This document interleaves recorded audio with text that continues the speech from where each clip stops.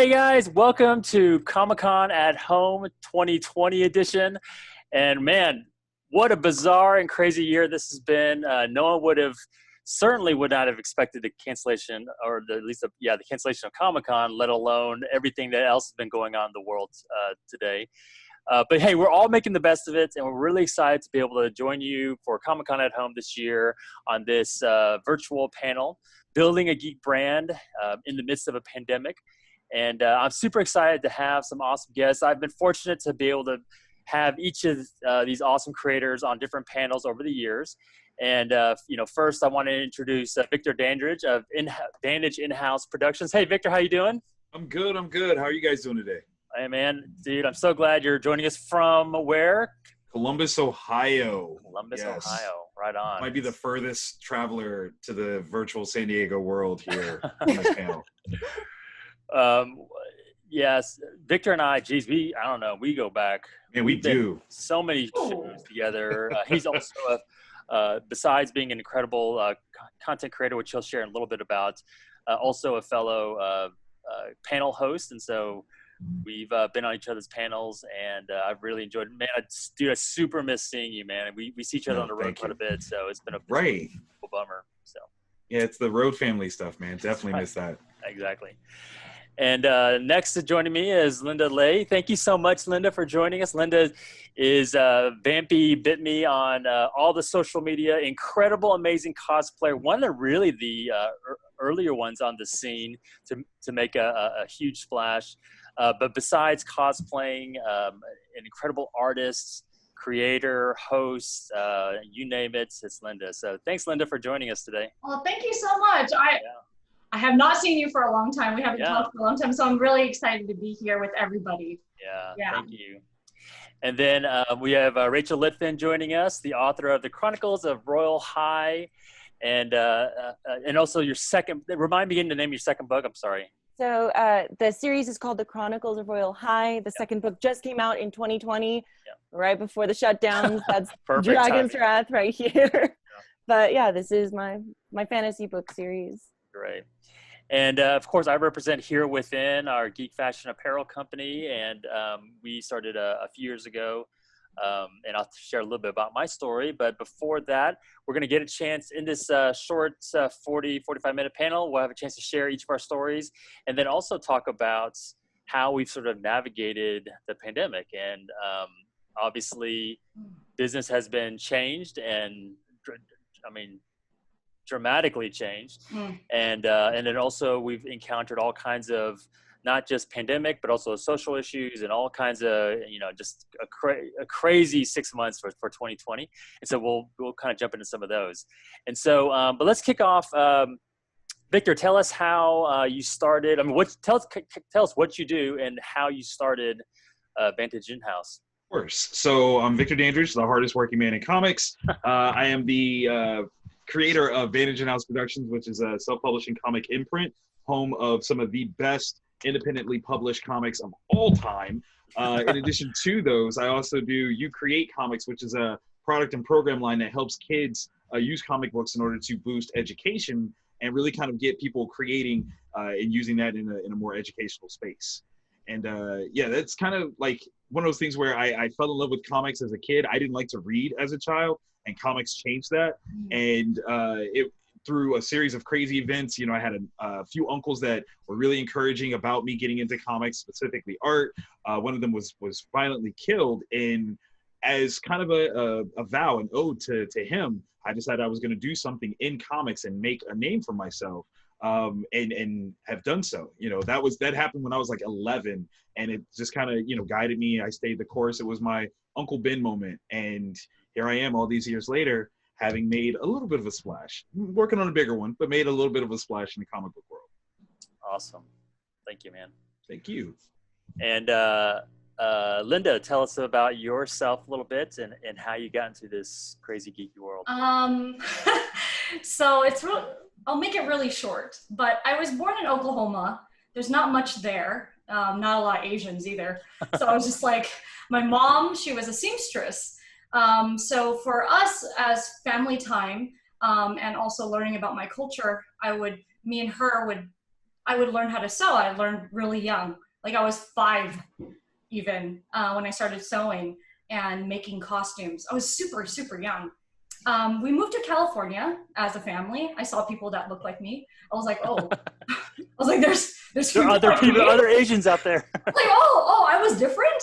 So, you know, I didn't know. When you're really young, you don't know. So you're just like, oh, they sound like my parents. So I met a few friends that were super into comics, and we would go every Wednesday or Tuesday for the new releases. So, you know, we would go to Suncoast and things like that. We'll pick up some VHS or whatever of anime or comic books, and we will have this group every week and trade comic books and VHS, or, you know, whatever we can afford or scrounge, you know, every week for comic books or whatever. And then, yeah, and then when I got older, started making costumes out of those comic book characters. It's like 1995 or something like that. And then Kotobukiya, Japanese, like Kotobukiya does a lot of books. So they founded me in Japan with my Evangelion cosplay, and I was featured in their book, and then the rest is history. So yeah, that was like 2009. Yeah. I remember your Psylocke really just like back in that about that time. Yeah. Really blew up around, you know, the Comic-Con fan. I just wanted, you know, Jim Lee to notice me. I was like, I have all your books. Yeah. So, but yeah, I really, really admired the way he did everything. And I think growing up, you know, we'll talk more about it later, but you know, growing up, you're like, I'm going to be that. But my favorite was Storm. Yeah. But at that time, I was like, I don't know if I could make Storm at that time. And I was like, I can do Psylocke, do Storm later. But yeah, my favorite was Storm. It has always been Storm. Yeah, right on. Yeah. Well, thank you. Okay. Mm-hmm. And Rachel, tell us about how you got into the wonderful world of creating books. So my intro to nerddom was basically being raised in a family of nerds in the valley south of Sacramento, California. I was very much like Belle, living in a small town. I played World of Warcraft through high school. I was a nerd, loved theater. And it was just a lot of things that kind of inspired me as a storyteller. I was always telling stories when I was little, and my mom was always saying, write that down, that's really good. And so I'd be like 6, 7, 8 years old, like just making little like doodle storybooks and showing them to her. So like even then I was always like creating and stuff, always creating and drawing and just very, very artistic. And then when I was 9 years old, it was December 2001, The Fellowship of the Ring came out in theaters, and I walked out of that movie theater completely enchanted, and I looked at my dad and I was like, that was amazing. And he says to me, he goes, these are books, Rachel. And I was like, these are books? And and then he proceeds to hand me The Hobbit, a vintage edition of The Hobbit that was my aunt's, you know, Hobbit is printed in the 1950s. Pages are yellowed and everything, and I tore into that. And then over the next, you know, few years and going into junior high, I was like all about Lord of the Rings and Lord of the Rings movies and stuff. You know, and I grew up in a sci-fi household too. You know, there was Star Wars and stuff, but like Lord of the Rings is what just got me. And then I was always just a swords and sorcery kind of girl. And those were my fandoms, and, you know, things like World of Warcraft and Dungeons and Dragons and stuff. And through all that, when I was a teenager or so, I came up with the first concepts of the Chronicles of Royal High. And it wasn't even named that at the time. It was just my little OC character, Adela Everhart, and, you know, the things I went through at that time in my life. And just as I grew, you know, I would just write down kind of my experiences in this little allegory, which ended up with these, you know, this royal high school kind of thing. And then by the time I was like 16, 17 years old, I had like an 80-page manuscript. And my parents were like, and I would read it to them, and they'd be like, this is a book series. I'm like, yeah, I think this is a book series. And so then I always worked on it, and it was always just in my heart and soul. And in that time, I was also cosplaying, and I did Renaissance fairs, and I was always dressing up because I was a nerd and loved elf ears and capes. And all of that came to the kind of perfect storm. It was 2017 when I knew I was basically dragging my feet, not putting in the work in where it needs to be put in on The Lost Noble, which is book 1. And finally I was like, you know what, this is it. I need to finish this. This needs to get out there. I'm not getting any younger. And so I finally grinded it out and finished the manuscript. And books 1 and 2 were written together basically too. So there was a lot of material already. And in February 2018, I published The Lost Noble, and I went straight to Comic-Cons, which were my home, which I grew up in. And I just got a table at Long Beach Comic Expo 2018, and it just snowballed from there. And I just kept running with it. I miss cosplay very much, but right now the author thing's been great. And I just do shows with the books and everything and network. And it's just been, that's kind of where the Chronicles of Royal High has taken me so far. Awesome. Well, I remember seeing you at that show in 2018, and it was that was the first show. Yeah. Crazy. It's crazy how time flies, right? I know. And for Here Within, it's not so unlike you all's story. I grew up in Dallas, Texas, so a little south of you, Linda. And I was like the only, I was the only person who looked like me and where I grew up. So it was really hard. Parents were like hardworking immigrant parents. They were working all the time, and I was at home by myself a lot. And of course it was tough growing up at that time, where I felt like I was different and I was picked on a lot and got a lot of fights, and I was, always felt like I didn't belong. And I kind of found myself into comics. Like that really was the thing that I sort of escaped into. And when I read those comics, the idea of like, not belonging, being in a, kind of a strange visitor from another land sort of thing. Like Superman was kind of my guy, because he's here from another planet, doesn't feel like he belongs. He is trying to find his voice, trying to find his purpose in life, kind of living one foot in two different worlds kind of thing. And so, comics, I kind of joke about, like, it kind of raised me, I felt like that Superman was kind of like my dad, and Wonder Woman was kind of like my mom. And I really found that comics really helped me help shape who I would become, and really inform me much throughout my young adult life. And so I kind of knew as I got older that I wanted to do something that was that kind of gave back to the pop culture community, something that gave, the comic industry has given to me so much, and I wanted to in some way contribute back to the community. And so I was back in the kind of 2009, 2010, I was blogging about Comic-Cons through my Crazy for Comic-Con website. And I was also doing some cosplaying as well. And it was, I was kind of doing these blazers made out of the San Diego Comic-Con bags. Mm-hmm. And then I did that for a couple of years. And when I was working on the third year for it, I kind of was like, I could actually make something that's actually more functional that you could wear every day, and not just a costume to wear to a show. And that's how the idea of Hero Within got started. And, I would never have dreamed that it would have turned into this, but, I have the comic books, Comic-Con, and the fans to really thank to, kind of get to this point. So, but let me ask you, what was I always love asking creators, what was obviously each of you took very unorthodox or like non-traditional routes in their careers. There wasn't, at least last I checked in college, there wasn't the pre-cosplay degree and the pre. Why isn't there though? Yeah, what are we waiting for? I guess I could count as like theater department sewing. Yeah. That's level. True. So what was the tipping point for you? Like when it came to that moment where you went from, hey, I can kind of get the normal 9-to-5 job degree thing, or I can sort of take that big step into it. Rachel, yours was so recent, I feel like. So what was it like to kind of go from, what you were doing before to full-time author?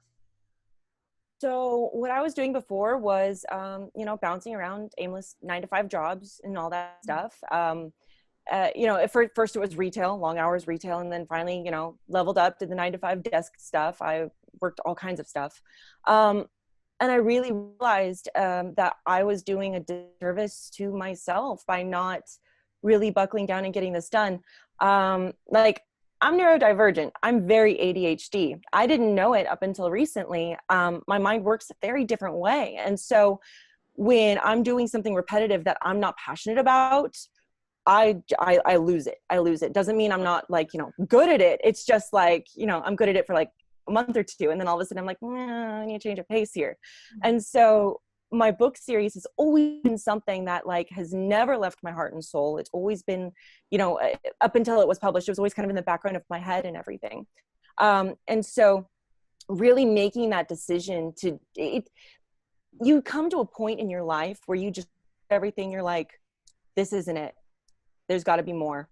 There is more. And I'm not going to stop until I get there. And so for me, it was that I looked at the work I'd put into this series. And by the time originally Lost Noble was one manuscript. And I mean, it would have been 600 book pages, 700 book pages. So for a first release, book, nobody's going to read that. And so really, I chopped it in half and I put in all that work. And that was my moment. I realized I was cosplaying a lot. I was distracted by everything around me. And I was not satisfied with where I was going. And it's that something's got to change thing. And I knew these books would make a lot of people happy. They've been so real to me for so long. And now finally, in the last 2 years, I've gotten to introduce thousands and thousands of people to the world of Edenarth, the Chronicles of Royal High. And just seeing people come back and being like, your books got me through a bad breakup, or I was going through such a hard time and I was reading your books and I love your characters. And just knowing that I was able to bring that fantasy whimsical light into their life with the Chronicles of Royal High was just, I know that this is what I'm meant to be doing. So no more 9-to-5 full-time creator, which was with the hustle comes the hustle. If you don't hustle, you don't eat. So you gotta be ready to know that you're gonna grind. You gotta put that work in, but eventually it will get there. So. And Linda, you were cosplaying. You've been cosplaying for a while, and I gotta even imagine that for someone to pursue cosplay even today as a sort of a full-time thing is hard enough, let alone years ago when you kind of first started. So how did you sort of cross into pursuing that as a so I used to actually work in movies. I lived in Hollywood for a while, and then I did hair and makeup for a lot of movies. My friend, he created the blood that everyone uses for horror movies and things like that. Cool. So I would hang out with him and I'm like, dude, I really want to make it in LA. What do I do? He's like, oh, you're really good at what you do, hair, wigs and things like that. And makeup, you can just network. And I've always been a very, I just love people. So I just talk to everyone. And I noticed that there was a huge geek scene, the anime scene here in LA that I didn't see in the Bay Area because I live there. And everyone's tech in the Bay, where I lived in San Jose. Everyone's tech, the 9-to-5 kind of thing. And they make apps, but they're not necessarily making costumes and doing fun things, like creative things. Mm-hmm. And I noticed that when I moved from the Bay Area, I had a set of friends that were creative, and they were the best at what they did. So one was making toys. One was a graffiti artist. So he traveled a lot and he worked with a lot of video game companies. And I'm like, how do I create this as a job? And at that time, I think the game was Dead Space. And I was like, I really like Dead Space. How do I get hired by you, EA Games? And they're like, well, we never hired a person to dress up. What? Why would we pay you? And I'm like, well, I don't want to get paid at first. You know, that's unusual now because it's like everyone was like, pay me.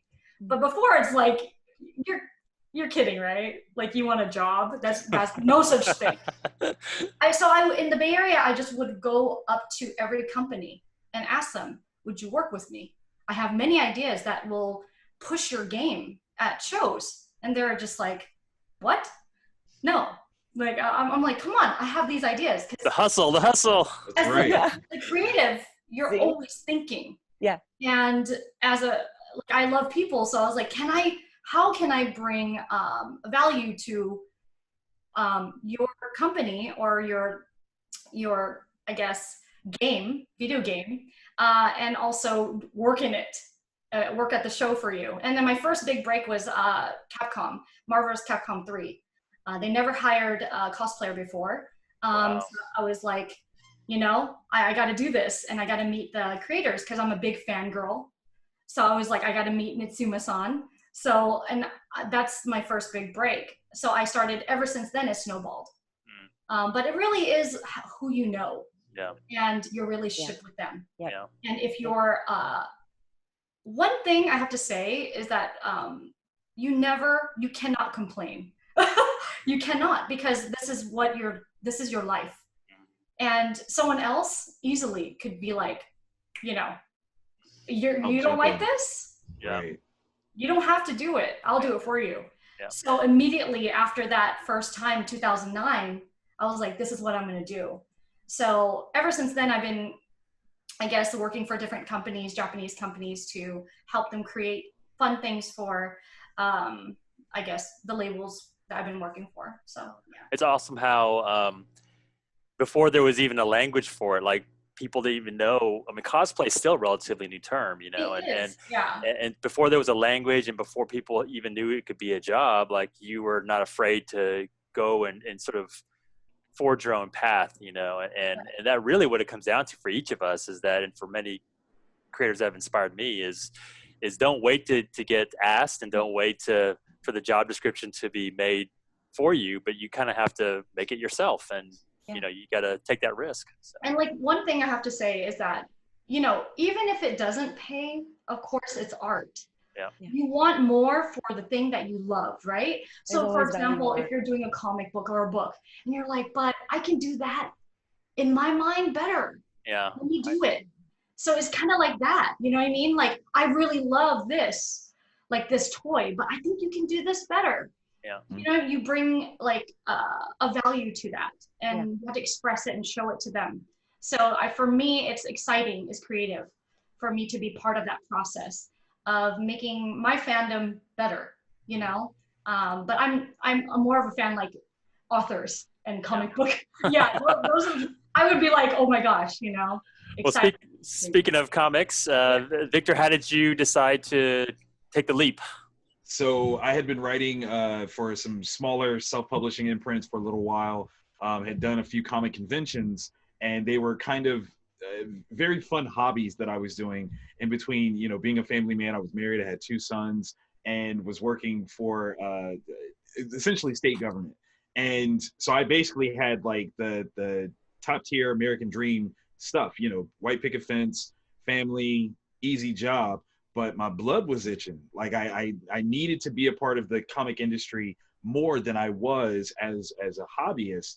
And I realized very quickly, like the only way that I can do this is full time. Like that's what I need to do. I couldn't stand waking up every day and not making comics. Like that was the thing that was annoying me. So it was definitely one of those things where, you know, when I decided that it was time to jump up and do the thing, I did. And there was some pushback, you know, obviously some more practical family members were like, hey, you know, you have family, you can't do this. And I'm like, no, but I need to, you know. I called it a quarter life crisis. You know, I was 27 and I was like, look, give me 3 years. If it doesn't work, I'll come back and I'll work 30 years and retire, you know, at 60, 65, whatever.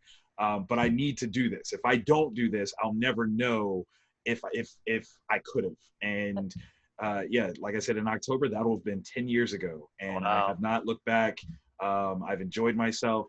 Much like Linda said, don't say no, and be open to the versatility of where things go. Because clearly there's some things that I've done in my career that were not part of the plan, but perfect pieces and great compliments to everything that I'm trying to do and will do in the future. So awesome. Yeah. Thank you. Yeah. For me, I was, so 5 years ago, I had come up with the idea of Here Within, and I developed this kind of line and collection, and I had debuted some samples at San Diego Comic-Con, just showing my friends and just kind of wearing stuff around. And so 9 months after that show, I remember I was like thinking about the what am I going to do with Here Within? And I was I was having coffee with my design partner at the time, and I was like, you know what? I really feel like there's something with Here Within. It could actually be a real company, but like I've got the job and I have the mortgage, I have the family. There's just no way. It's gonna take a full-time thing. There's no way I could do it. Well, you have to be careful when you say words like that, because like 2 months later, I found myself laid off, and I was like, okay, universe, I was like, curse you. And I just took it as a sign that I need to put my money where my mouth is, and the excuses were gone, and it was incredibly terrifying and scary with so much. It's one thing if you're sort of like, single and eating ramen noodles and whatever, but because I, already had like family and some responsibilities, it was just hard to like kind of take that leap. I still eat ramen noodles though. But made the jump, and it was really crazy because we had contacted DC Comics to get their license, and the craziest thing had happened. The person that was in charge of licensing was already aware of Crazy for Comic-Con, the website, and because she was a big fan of the cosplay bag, the jacket bags that I had designed. And so because she sure knew who I was, that got my foot in the door, and then that sort of kind of led one thing after another. And so, and we were an embryo of a company, right? And just, we hadn't made anything, we hadn't done anything. And just because we were able to get in there and just sort of all the sort of everything sort of lined up, I feel like it could not have, there's no way I could have personally orchestrated that. It just sort of was like I believe like a divine thing that just sort of helped everything come together. And that sort of got our company kind of up and running. And so you can see, it's kind of like NASCAR, I'm kind of like sponsored by. Oh, it's awesome. Yeah. So yeah, that's Here Within. See, but put let me out there first. Yeah. Like you were already out there, and they saw you. Like, that's it. That's it. Well, hey, this has been such a bizarre year. I'm missing San Diego Comic-Con. I'm missing seeing each of you in person. Yeah. I'm missing going to cons and shows. But really, at the bigger picture, like the as we all know, the economy is completely blasted. 30-40% unemployment, and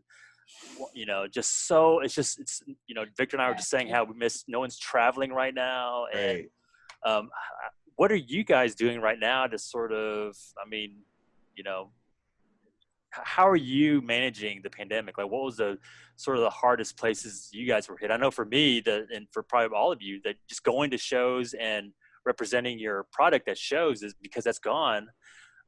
For Here Within, that was probably a half of our sort of overall income, and so it was a huge hit. But how about each of you guys? Like, what's been life been like for your business? Victor, you want to start? Sure. So with You Create Comics, we wanted to do a focus more on this programming for 2020. So I was actually planning on taking a step back from not doing as many conventions as I normally do. Usually it was like 32 to 50 comic book events in a year. Yeah. And so the goal was to take a step back and actually focus more on some more educational opportunities. And we were actually in talks with integrating with the local school system here. And literally a game-changing plan, because basically my intent was to use You Create to fund production for Vantage In-House Comics and further projects. And we had it locked in. It was going to be great.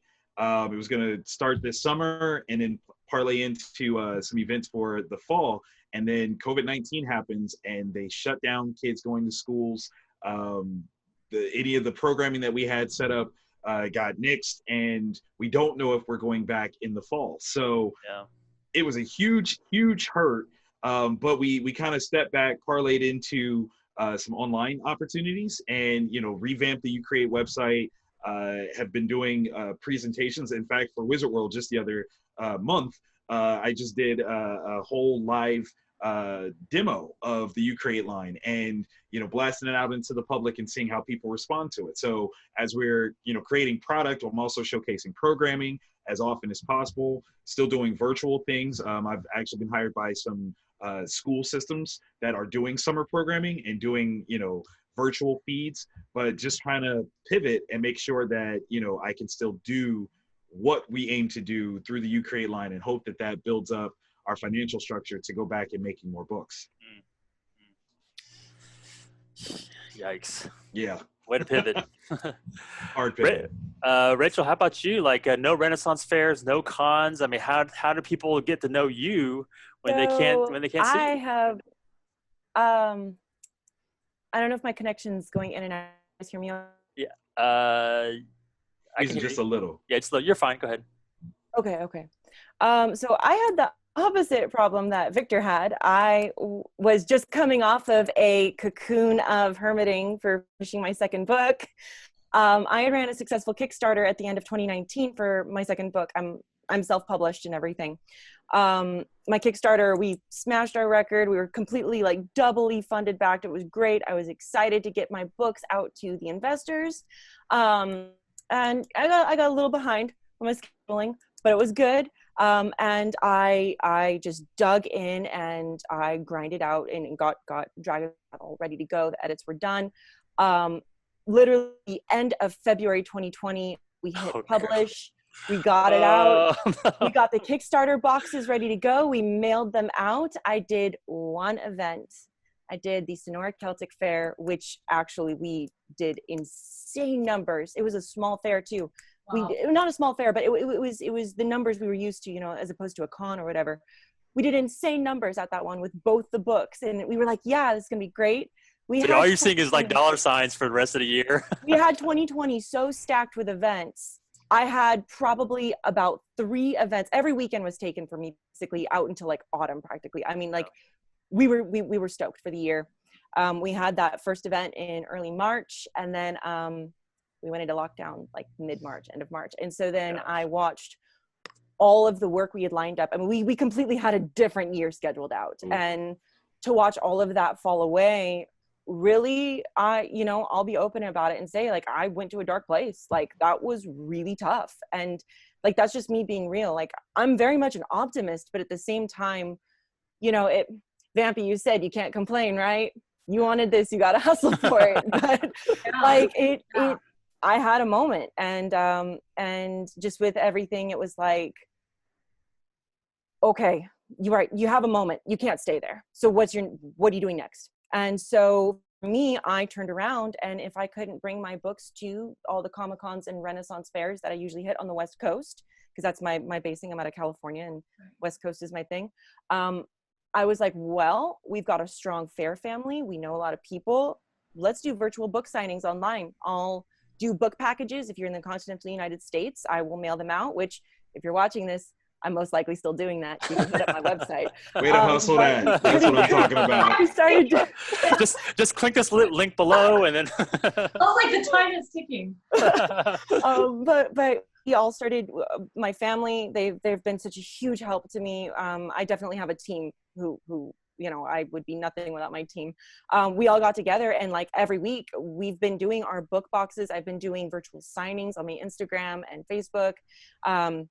And it's been great. And it's also given me a way to, kind of weekly be able to give updates to people. And just, it's been great. It's not the same numbers we were going to pull or have been used to pulling, but it was at least able to keep the flow going for the core. And so, we called it the cure for the quarantine blues kind of thing, because that's the acronym for my books is the core. Yeah. So it was definitely having to just think on your feet, because that's what an independent creator, you got to be able to do that. And so we did the virtual book signings. We still do them.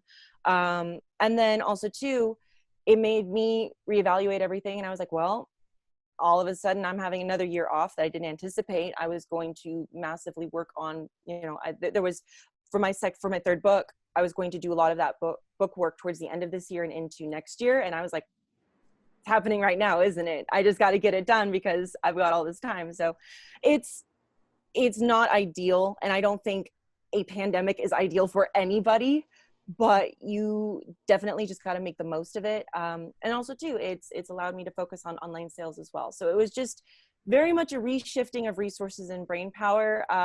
But it's a struggle. And, if you find yourself having a down day or a down week, don't beat yourself up. It's a lot of emotional stress that's going around. You're doing the best you can. And, I've been there, and it's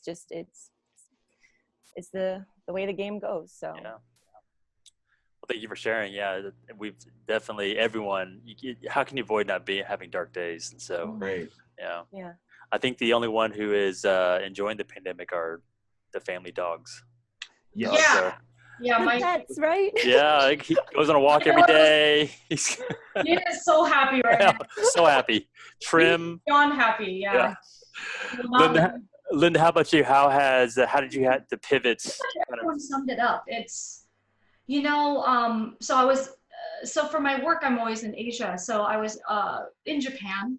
And then we were like, COVID, came on the news in Japan. I'm like, what is that? And then my friends are nurses in the US, and they're like, oh, most of my best friends, they're like, Linda, that's a form of like SARS. And I was like, what? I'm in Japan. And they're like, yeah, it's Chinese New Year. So everyone's traveling. Yeah. And I'm in Japan, and I'm like, give me a mask. Give me a mask. I'm like running around. And at that time I had, just like you, I had shows booked for the whole year. We're, comic books and anime and all those things, you're booked. You know what you're going to do in the next couple months, even a year. So you're just like already planned everything out. That was my trip. And right when I come back, I was going to do a show. I was actually in talks or already about to sign my contract with a really big video game that I was going to design all the clothes for. That was going to be like, I was going to design all of their outfits. So it was a really big deal for me, and that just disappeared right when it happened. And right when I was about to come back from Japan, I came back with a luggage full of masks. And this is before, I guess America even knew how crazy it was. But in Asia, they already, within a week, Japan like literally had no masks left. Yeah. And I was like, I can't believe this is happening during my trip. And going back, all my contracts disappeared because they have no money. No shows are happening. So how are they going to make money? So everything immediately, and the way I've been working most of my life is like fight or flight. Yeah. Just do it now. There's no time. I got to pay rent. There's things I got to do. I'm moving. I was in the midst of moving to a bigger house so I can do more content. So it was kind of like a blessing and a curse at the same time, because my rent is more money and I had to buy furniture and like do all this stuff, but I have time now. So everything I did right when I came back was to facilitate everything online. So I started contacting every company I worked for and work with. I was like, I know that we can't do this project, but how can we transition onto online? So I started having those conversations with them and for them. And they were like, okay, we have to do this now. Because no one really knew in America how crazy it was going to get in February. Right. Mm-hmm. But I was like, dude, it's bad. I was like, it's really bad in Asia. It's going to come here. But everything I do now is online. So, and I transitioned in March. So it's been the same ever since March. Yeah. So I'm doing okay, but everything has changed. Yeah. Like some days I wake up, I'm like, what kind of content am I going to make today? You know, you got to be really creative in this, you know, and luckily we are. So True. It's a blessing. It is. Yeah, you know, it was the past few months has, it's unprecedented times for Here Within as well. I'm just feeling like without the sort of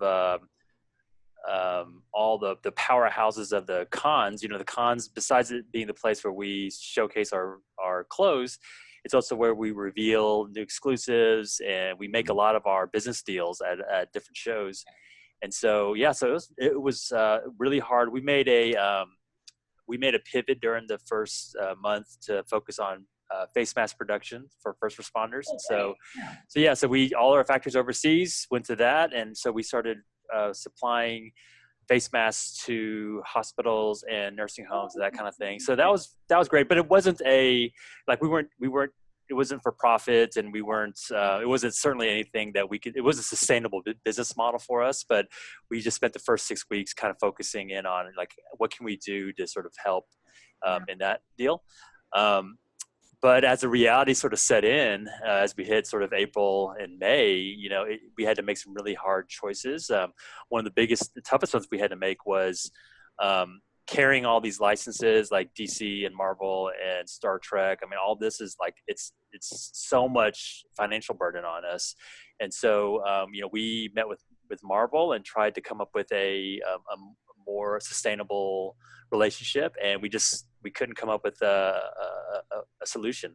And so we had to cut Marvel loose, and which was a really tough decision, a hard decision that we had to make as a company. But we just felt like, hey, if we're going to survive this, we have to be smart. You know, you have to make choices that's not for the immediate, but for the long term. And perhaps we'll be able to, you know, hopefully come back around with them in the future. But, you know, we just had to make sort of hard decisions like that as a team, and it was really hard. But fortunately, our fans and followers have been really understanding, and we have some other new licenses coming on board as a result. Which, on the flip side, like new licenses have been sort of more open to partnerships because they're all, you know, like all of us, looking for new solutions to help promote their brands. But so that was a really hard one. But again, like, you know, whatever doesn't kill you makes you stronger. What people fail to underline is that it actually almost kills you. Yeah. Tries really hard. Yeah. That makes me nervous. Oh man. Okay. But you know, so we're moving forward, and and it doesn't help the fact that there's no movies out there that's promoting properties that we're creating. But so, you know, we're doing the best we can, but the future is yet to be seen. But on top of all that, let me look at the time here. Oh man, we only have about 5 minutes left. It's crazy. I want to touch on, besides the pandemic, we had you know, the unfortunate events that surrounding George Floyd, and the sort of, not the launch, but sort of the relaunch of Black Lives Matter movement. And I don't know if you're like me, on my social feeds, I felt like that there was much more engagement that I've ever seen before from my friends that are of all color. And, you know, it definitely, I went to a rally in my hometown a couple of weeks back, and, you know, I was just like, I felt like even in the midst of the pandemic, I felt like I was witnessing like cultural change happening right before my eyes. Yeah. And so, but specifically, we're talking about building a geek brand. How do you feel like your personal brand, how did it sort of intersect with Black Lives Matters? And, you know, as we sort of close this panel out, I think it's really important to sort of address that these social issues are really important, not to us as individuals, but as companies and brands. And so, Victor, I'm going to kick it off to you. Like, sure. What did, you know, be mindful, we only have like 5-6 minutes left. Sure. But how did it impact you? So we really kind of struggled with how we were going to respond. It was something where obviously the civil unrest was something that needed something said, but what do you do? Do you go out there? Do you protest? Do you do this? Do you do that? And the answer came about from working with my best friend, Justin Castaneda, who does Wonder Care Presents the Kindergartens with me. And he was like, dude, I am struggling with this. And I think we should use the kindergartens to express that. And I was like, that's dope. Let's do it. And in a week, we did a short story called What Matters. And it's the kids having a conversation about police brutality and having an understanding of what this is and what sparked it. And it's gotten a great response. It's gone all over the place, and it's been a really cathartic sort of project to kind of express how we feel in a way that is still genuine, authentic, and immersive. So that story in print now, can you get it now? You can actually get it digital. We actually are asking for donations to Black Lives Matter charities. And I'm personally asking for you to find one. I'm not designating one for you. I want people to do some research to make sure that their input is something that's authentic to them. But if you go to my website, vantagehouse.com, through our store, you can get the digital download, and it's a freebie. All we're asking is that you find a worthy cause to make a donation to. Can you hold the cover up to the screen so we can see it real good? So that's our trade paperback of the first volume, and yeah, awesome. Thank you. Anyone else that wants to chime in on how they felt like they could contribute to the events? For me, or did you want to go first? You can. No. Go for it. Okay. Well, so besides cosplay, I'm very vocal about what I believe in and nonprofit. So it's funny, when I first started cosplaying, I'll make this really short. When I first started cosplaying, I was like, how do I gain a following really quickly so I can talk about what it really matters? And I've been through a lot growing up, as do like a lot of us, right?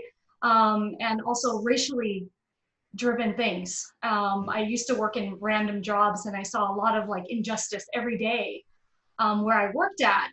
And I was just like, this is not right, and I use my platform constantly to talk about these things. I started streaming 3 years ago. And I still talk about these things. So when I think that for me, it's always been a movement in all the nonprofit that I do with my family. My brother's in the library system. We do a lot of nonprofit.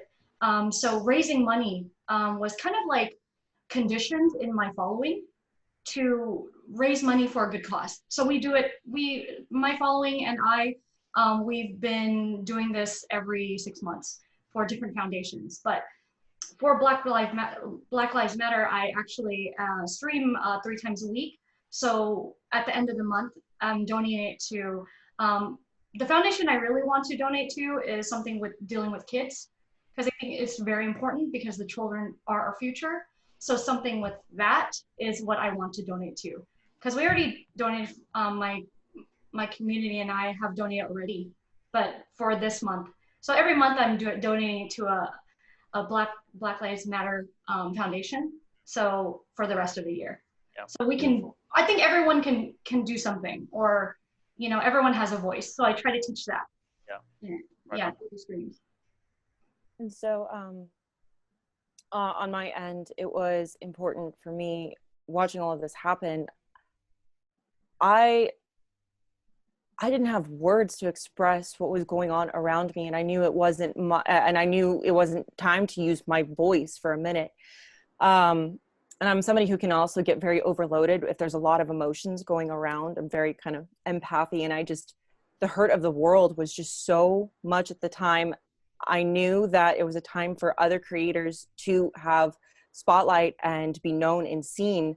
And so in this community, creators, we're all in this together. Like, we need to be supporting other creators and highlighting their achievements as well and everything. And so it was important to me to not only, read up on as much as I could myself and educate myself. And I already, you should never get to a place where you think you can't learn more. Like, you should always be learning as much as you can. Just because something doesn't affect you directly doesn't mean it's not happening all around you. So that was important to do that, as well as making sure that that you're supporting businesses you might not normally support, who have way better product than something you'd find even on Amazon, like specifically seek out other creators,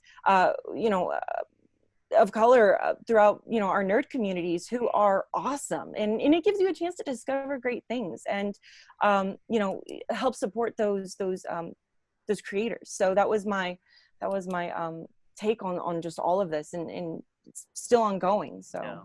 I know I've seen each of you post about Black Lives Matter over the past couple weeks, and you know, I even posted about how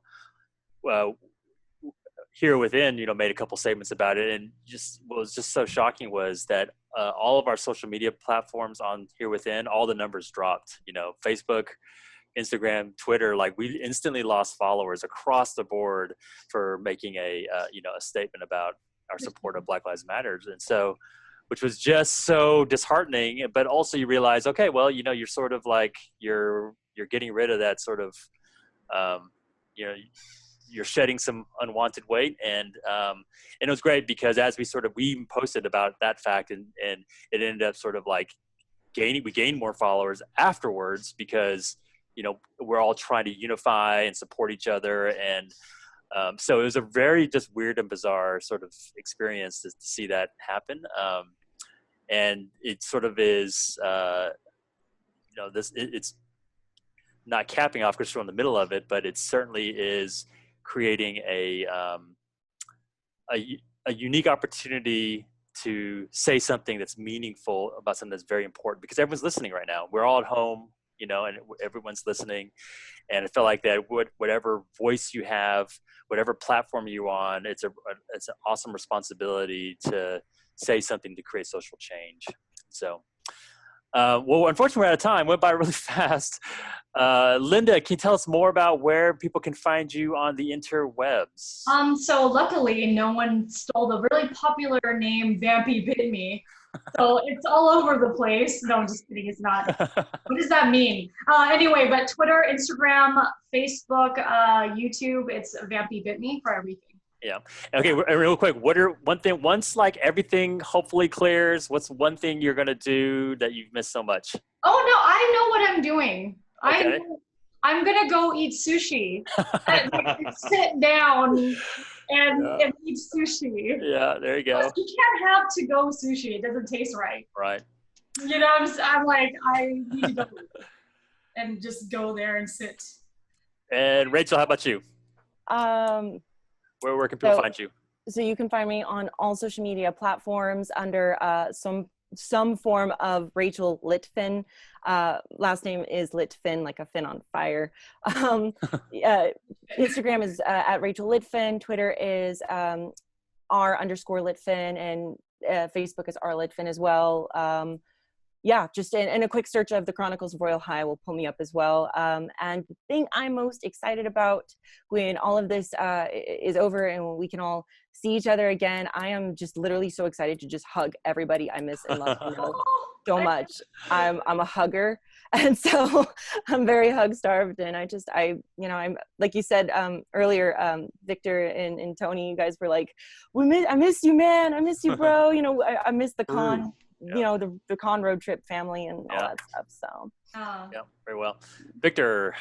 I'm at Vantage In-House on all forms of social media. You can find me at vantageinhouse.com. Also check out You Create Comics. That's the letter U, CRE, the number 8 comics. That's .com, as well as on Twitter. The thing that I'm looking forward to when this is all said and done is getting into a room with a bunch of little kids and creating a new comic character, maybe even something to fight COVID-19, just because that's where we are. But yeah, I like to get some of that young creative energy and just feed off of that. Yeah. And for Here Within, you can find us at herewithinstore.com, and then you can just search Here Within on all the social. That's where we are. For me, personally, I'm missing the most going to movies. Just going and sitting with a big tub of popcorn, and I miss movies so much. But then also, as a company, we miss going to Comic-Cons. Yeah. So we're coming streaming live at Comic-Con at home. We all miss you all, San Diego Comic-Con. We miss you. We cannot wait to hopefully be back together for Comic-Con 2021, I mean. And we wish everyone to stay safe, stay healthy, Black Lives Matter, create, and as we all said, hustle, hustle, hustle. And we will see you hopefully next year at San Diego Comic-Con. Bye. Bye.